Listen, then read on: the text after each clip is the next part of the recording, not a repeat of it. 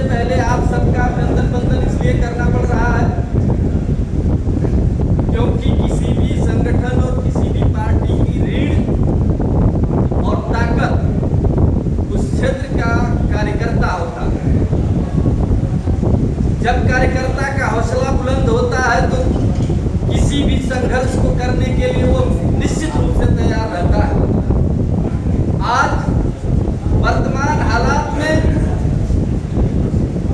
जो प्रदेश की सरकार है, देश की सरकार है,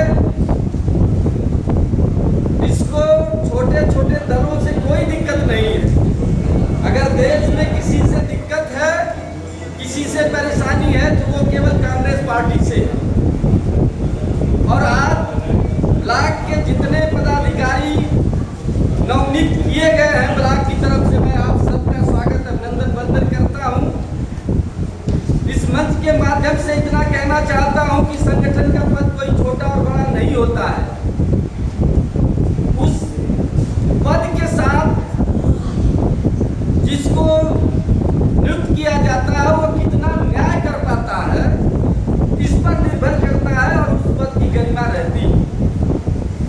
इसलिए मैं आप सबसे एक अपील करूंगा कि यदि आप लोगों को कांग्रेस ने विश्वास के साथ जिम्मेदारी देने का काम किया है तो निश्चित रूप से आप लोगों के ऊपर विश्वास किया गया। मैं आपसे एक अपील करूंगा कि आपके माध्यम से जो संगठन सृजन का कार्य है, आज कोई लंबा भाषण करने का विषय नहीं है। आज संगठन को कैसे मजबूत किया जाए, कांग्रेस पार्टी के संगठन को और आपके साथ कैसे लोगों को जोड़ा जाए, इस बिंदु पे चर्चा करने के लिए हम लोग आपके बीच में आए हैं। हमारे बड़े नेता, प्रदेश के नेता आप लोगों से बात करेंगे।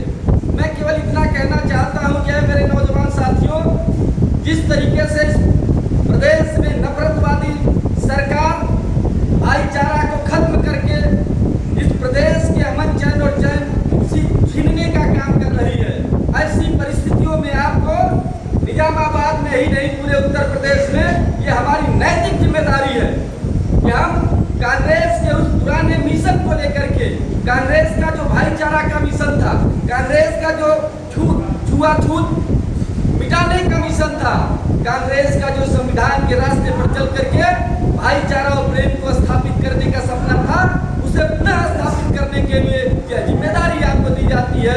आपको गांव-गांव में जाकर के, आपको न्याय पंचायत स्तर पे जाकर के इस बात को फैलाना है और इन सभी लोगों को एक साथ लेकर के कांग्रेस के झंडे के नीचे आकर के इस देश के संविधान की रक्षा करने का दायित्व आपको दिया गया है। यह कोई आपको पद नहीं दिया गया है, यह पद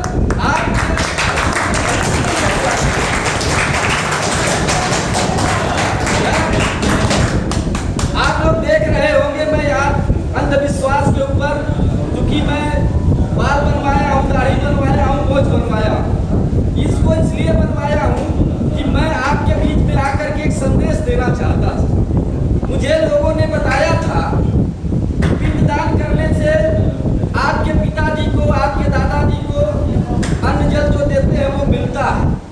तो मैंने कहा भाई दाढ़ी भी बनवाओ, बाल भी बनवाओ।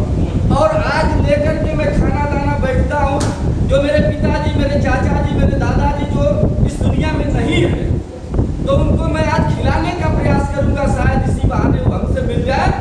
लेकिन मैंने घंटों ये इंतजार किया कि मेरे पूर्वज मुझको आकर के आशीर्वाद देंगे, मुझसे बात करेंगे, मैं जो इस रास्ते को छोड़ चुका हूँगा उसको बताने का काम करेंगे। लेकिन अफसोस यह केवल एक घोषणा है, एक अंधविश्वास है।